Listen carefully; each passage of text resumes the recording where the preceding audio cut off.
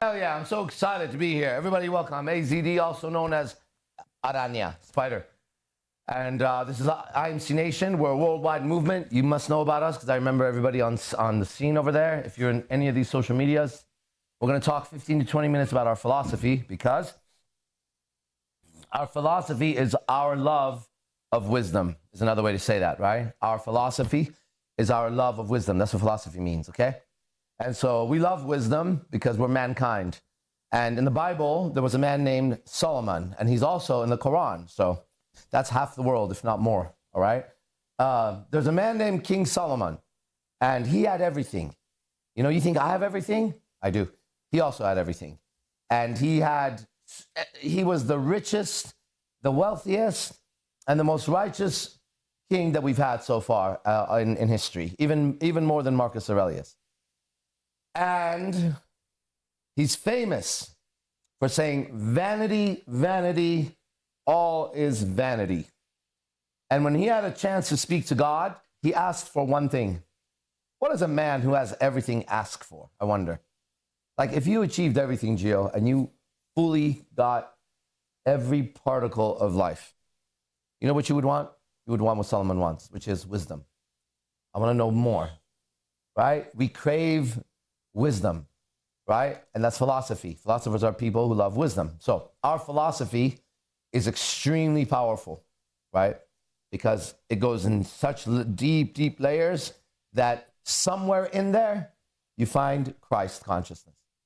Somewhere in there, you find Buddha consciousness and Muhammad consciousness. And on your way down, you find Genghis Khan, Alexander the Great. In IMC, you go through all that. In fact, on your way down, you may find Wonder Woman consciousness, and Green Lantern is there, and so is Namor, the Prince of Atlantis, and all the way down. And the deeper you go this way, the further the tree grows that way. Now, we have a PhD on environmental sciences.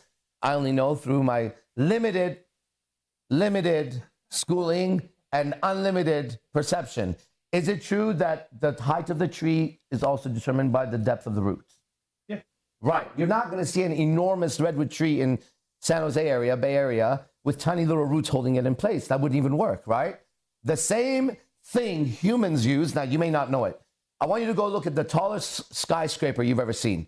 Did you know that as tall as it is, it's that far into the ground? You didn't know that? Well, do the math, right? Let's say half of this is upstairs. You could see it, right? Half of it is downstairs. This is solid now. Now with wind coming this way or anything hitting it this way, look at it's in the...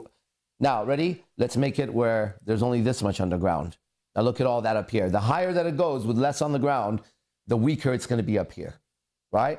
So in order for something to go up, it must have its roots going down, right? This is literally physics.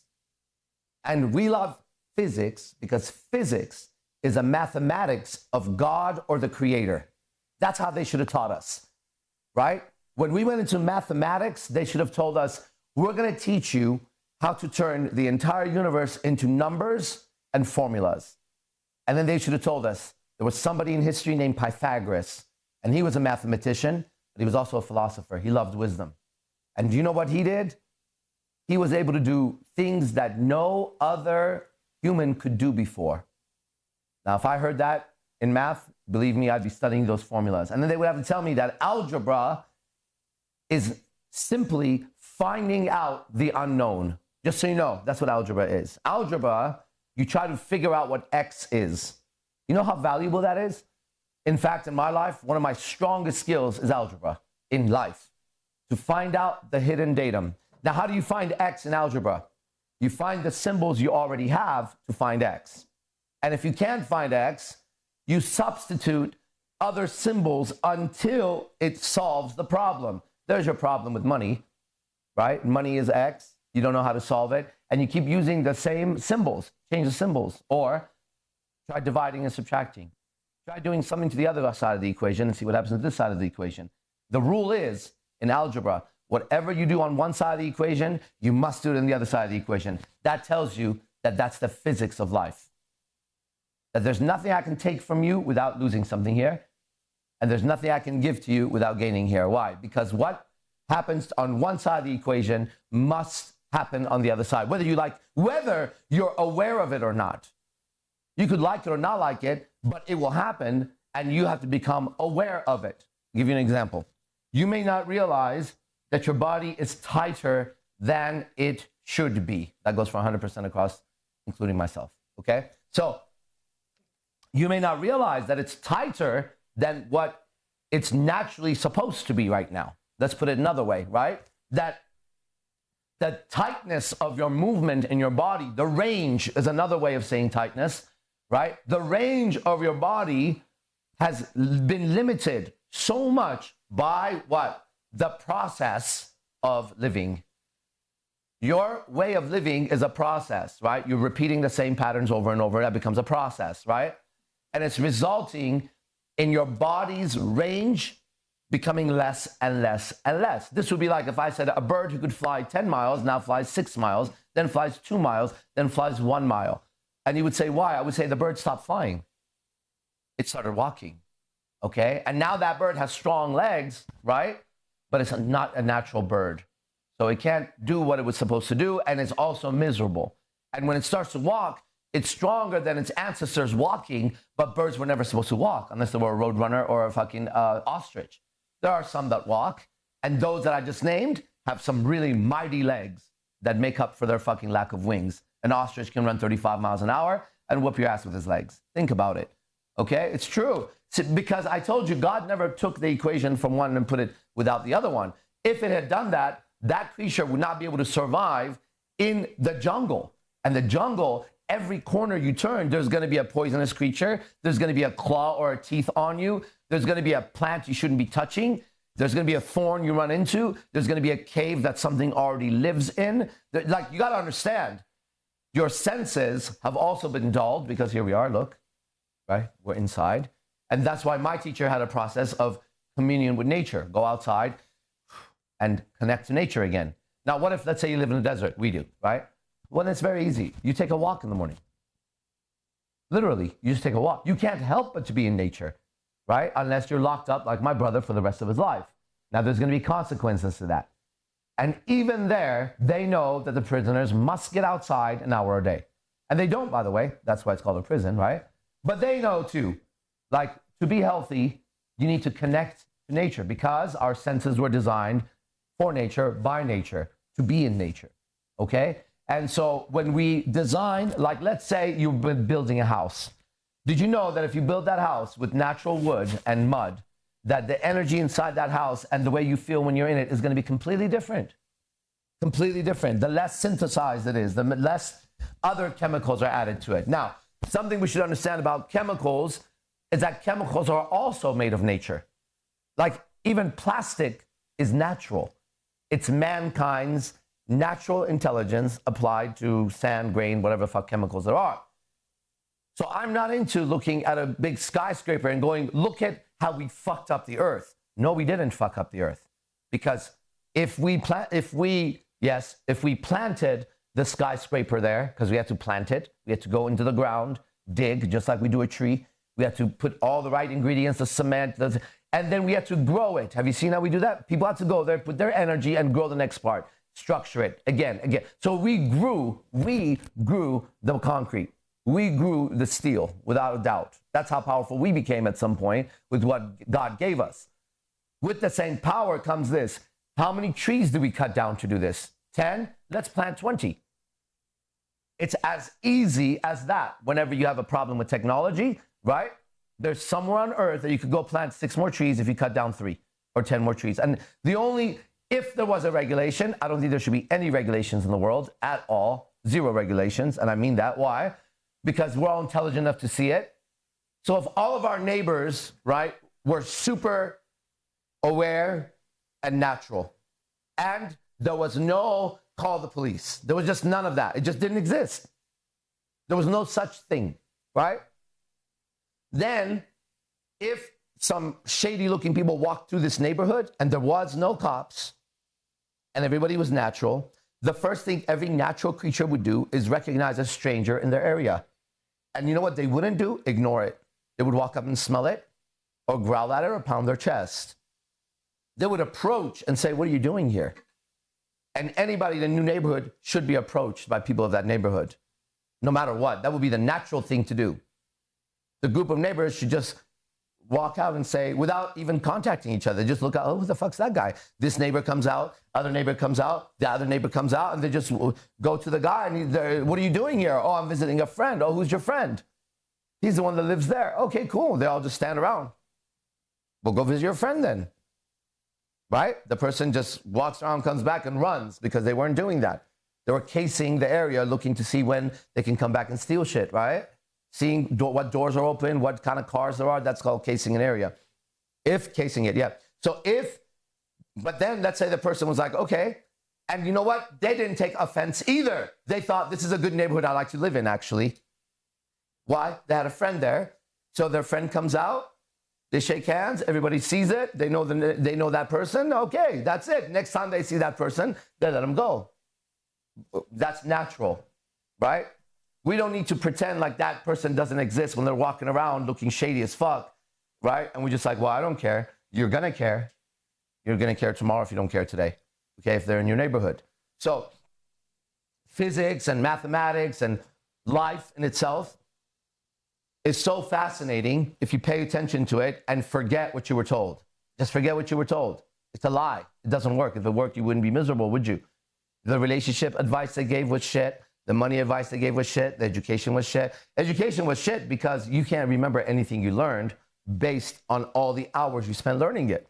You might remember 1, 2, or 3, maybe 10. If you remember 10 things from school, that's a lot. I ask people all the time. I ask somebody with a master's degree, give me 1 or 2 psychology fucking ideas if you're a master in psychology.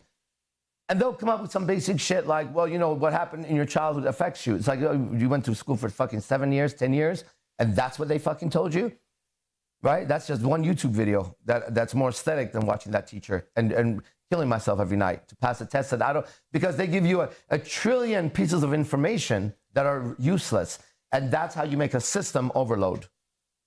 You get that? You just give it so much and then you tell it the quiz could be on anything. I would never say the quiz is on anything. I would say this is what the test is going to be on. These are the most important parts of this. For example, if you're in social dynamics, number 1, most important, do not violate the environment you're in, social dynamics. 2, it comes with an extra question. What if the environment I'm in is dangerous and unhealthy?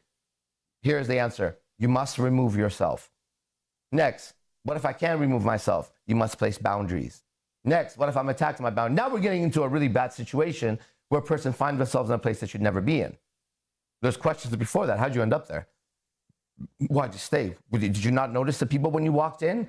Or did you override it with a thought like, well, I'll just wait and see what it's like. Or, you know, I don't want to be rude. I'll leave in 10 minutes. See, animals don't do that. Nature, which is God in its purest form, doesn't apologize for saying this water, the fish goes to the shallow. And the last time it was at the shallow, someone tried to spear it, right? And it nicked it, just nicked it, and it survived. But that pain and that moment was understood. Now the fish is going towards the shallow, and when the water has the same kind of murkiness or whatever, the fish just turns the fuck around and goes back, darts back. And you're like, how did it know that? You've seen it sometimes. No. It has a system that tells it if it gets any closer to that area, someone's going to grab it. It's happened before to it. Now, the difference between the fish and you and I is we can look a little further. If I go into that fish's consciousness, I analyze more, okay? But humans have begun to overanalyze. Now the fish looks and says, well, there's a human there, but you know what? No, and now the fish is caught in his head. It's not that much of an analysis. It's sitting at a red light, looking around. There's no cars in sight. It's 3 a.m. and the light is not turning green. And you're looking everywhere, and that decision to drive or not is not a 24-minute debate. You're going to have to make a decision, okay? Either reverse, go make a right, make a right, you turn it all the way around, which I've done before, or run that red light with the risk of a cop or a fucking ticket, right? But what's more important than both of those decisions is that my inner world should not be split so much. Right? I don't want to walk into a place and have, 10 really nice cell phones to choose from. I'm going to make no choice. I want 2 choices. this one or that one? What does this one do? It has a better camera. This one has more data. Fuck. Let's get the camera. I use it more, right? And one of the things that they destroy humans with is they give them a million choices and they pretend like they're all the same. Thus, marketing and advertising, the secret to marketing and advertising.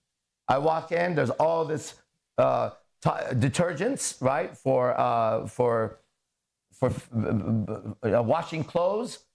I don't ever wash clothes. I don't remember last time I washed clothes, but other people do it. It's not like it's all dirty. But if I go in there, I see Tide, I'm gonna grab Tide. You know why? Because I've seen Tide's commercial. I've heard the word Tide. In fact, if you ask me about detergent, you could just say, do we have any Tide? And I might just say they're there. And you go, and it's not even Tide. And you're like, this is not Tide. I go, oh, I don't know. It's there. And you say, no, I'm looking for Tide. Very few people do that, right? At some point, it became, not anymore, I noticed, but at some point it became, you would go to a restaurant and say, can I have a Coke? And Coke meant a soft drink, right? You said Coke, they'd be like, you want a Sprite? You'd be like, yeah, Sprite. But I thought you meant Coke. No, you meant soft drink, soda pop, or whatever the fuck it is, right? So that's what happens with language. Language makes us describe conditions and what they are, okay? And so why you're so confused and lost is you're using the language that the schools gave you and your parents gave you. And all you gotta do is take a look at your parents and take a look at school and ask yourself, would you like to be like them?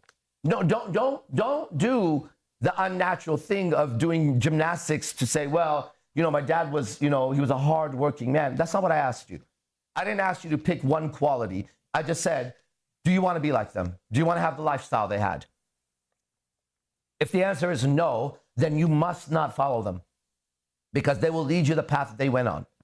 That's all they know. How could I lead you on a path that I've never walked? I'd like someone to fucking explain that to me. How do I have a map for a place I've never been to? So how are you going to tell me about money if you never made as much money as I like to make? The way I want to make it. That's also part of it, right? I can go somewhere and speak to drug dealers and find out very quickly how they did it, and I can become very wealthy selling drugs. But that's not the way that I want to do money. So it's not just about that guy makes money. It's how the fuck does he make money? Isn't that important to you? It's important to me, right? Epstein was a billionaire, right? There is what that does. There's Bill Gates. There's all that other shit, right? P. Diddy has a lot of money or had a lot of money or whatever. Like, is that what you want, right? The ladies that admire the Kim Kardashians and the J-Los and the Beyoncés, how does it seem now, right? How does it seem now, right? You must have some kind of moral conflict inside if you loved Beyonce's music. I mean, how could you not when you realize what she's done and what she's doing? How can you not have a moral conflict inside, right? And how do you justify that by yourself? Now, you can clearly say, I love her music and she's evil. But if you said that, you would be making it up because you have to align 100 other values under that for that to be a true statement. You're using it as a justification that allows the disease to stay wherever it's at, okay? But the same statement could be true. I'll give you an example. If the Buddha decided to shoot up meth, the Buddha could shoot up meth. And you don't have to worry about the Buddha shooting meth. He's not going to end up an addict. It's the Buddha, right? And the act of shooting meth by the Buddha is different than the act of anybody else shooting meth, just the way it is. And what are we talking about? We're talking about a person's character. End of story. The Buddha is the awakened one, Siddhartha Gautama. Jesus, if Jesus decided to shoot meth, you're going to have to trust him. Why? Because he's consistently demonstrated everything he does. Now, afterwards, we watch him. If he becomes a meth head, it's time to stop trusting him. But knowing Jesus, that wouldn't happen. Something else would happen suddenly. Who knows, right? So what we've done is we've taken these words and symbols and made them into the soul of man. The soul of man is the one that uses that. Being a doctor doesn't make you an ethical human being, doesn't make you a good human being, doesn't make you any kind of human being, actually. Right? You could be the most evil. There's been the most... Dr. Fauci, how's that? There's an evil human being. Think about it, okay? You could be a doctor and be evil. You could be a lawyer. You could be a judge. You could be a caregiver. You could be a psychologist. The titles, you could be a priest, a minister. None of those mean anything. In fact, the two kindest titles on planet Earth are mother and father. You've had evil mothers and fathers. That doesn't make them good. Just because they're your fucking mother doesn't make them good. Just because they're your father doesn't make them good. Right? It's their character that we're always judging, right? So IMC Nation, is the character building. And I put myself online as the first person. I sit here with a claim that I have a better character according to the estimations of 100 people than you and yours, whatever the fuck that is.